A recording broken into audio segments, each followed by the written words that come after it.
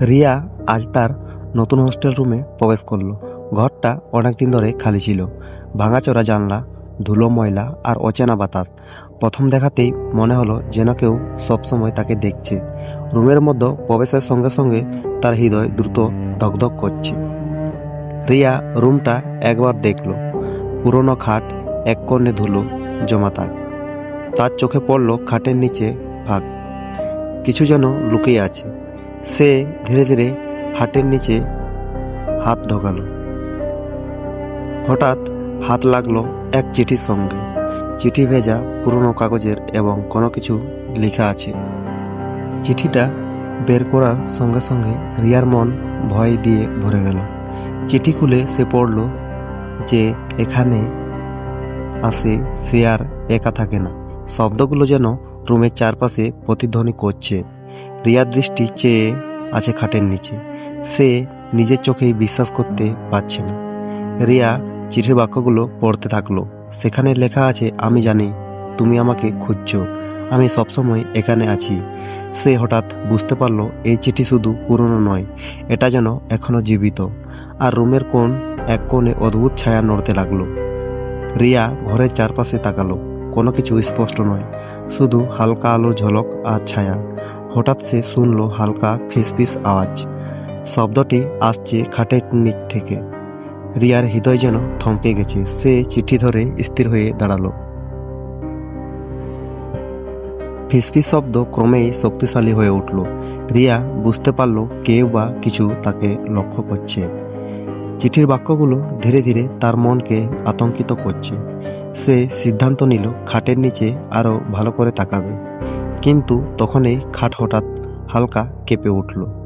রিয়া চিৎকার করতে চাইল, কিন্তু কোনো শব্দ বের হলো না। ঘরটা হঠাৎ অদ্ভুত শীতল হয়ে গেল। বাতাস যেন নিজের দিকে টানছে।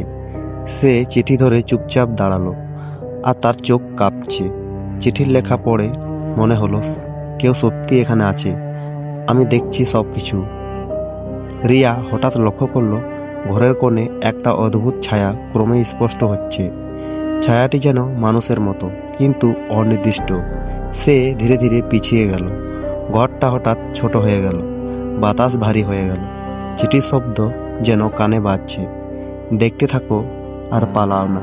রিয়ার মাথায় ভয় এবং কৌতূহল একসাথে দৌড়াচ্ছে।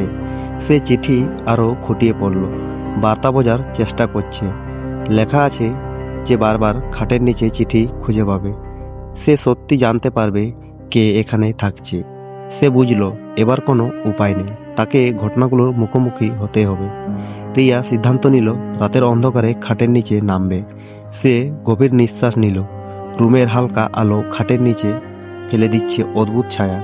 হঠাৎ চিঠির পাশে মাটিতে একটি ছোট্ট দাগ দেখা গেল। রিয়ার দৃষ্টি সেখানে আটকে গেল। এক অদ্ভুত গন্ধ বাতাসে ভেসে আসছে। ছায়া ধীরে ধীরে গাঢ় হয়ে উঠল। রিয়ার হৃদয় স্পন্দন দ্রুত হয়ে গেল। সে চিঠি ধরে খাটের নিচে হাত ঢোকাল। হঠাৎ তার হাত স্পর্শ করলো একটি অন্য কিছুর সঙ্গে, কিছু ঠান্ডা, কিছু প্রাণহীন। সে চিৎকার করতে চাইল, কিন্তু শীতল হাওয়া তার গলায় আটকে দিল। রিয়া চোখ বন্ধ করলো। চিঠির বার্তা মনে হচ্ছিল আরও ভয়ঙ্কর। লেখা আছে, আমি সবসময় তোমার সাথে আছি, তুমি যতই পালাও আমি ততই কাছে থাকবো। হঠাৎ ছায়া রিয়ার সামনে থেকে চলে গেল, কিন্তু রিয়ার মনে হলো কেউ ঘরের মধ্যে দাঁড়িয়ে আছে, তাকিয়ে আছে। রিয়া এখন বুঝতে পারলো এই চিঠি শুধু একটি নোট নয়, এটি একটা সতর্কবার্তা, একটি হুমকি। সে নিজেকে শান্ত করার চেষ্টা করলো, কিন্তু চারপাশে ছায়া ক্রমেই বেশি স্পষ্ট হচ্ছে। চিঠির শব্দ যেন বাতাসে ভেসে ভেসে আসছে, বারবার বলছে, এখন তুমি একা নও। হঠাৎ রিয়া চোখে পড়ল চিঠির লেখা ক্রমেই পরিবর্তিত হচ্ছে। অক্ষরগুলো অদ্ভুতভাবে নড়াচড়া করছে। সে আতঙ্কিত হয়ে পিছনে গেল। ঘরটা হঠাৎ অচেনা মনে হতে লাগলো। বাতাসের মধ্যে অদ্ভুত ফিসফিস আওয়াজ। ধুলো আর ছায়া মিলে এক মায়াবী দৃশ্য তৈরি করছে। রিয়া চিঠি ধরে শেষবার তাকালো খাটের নিচে। লেখা স্পষ্ট হয়ে উঠল, যদি তুমি সত্যি জানতে চাও আমাকে খুঁজে বের করো। হঠাৎ রুমের সব আলো নিভে গেল। শুধুমাত্র চিঠি উজ্জ্বল হয়ে ঝলসেছে।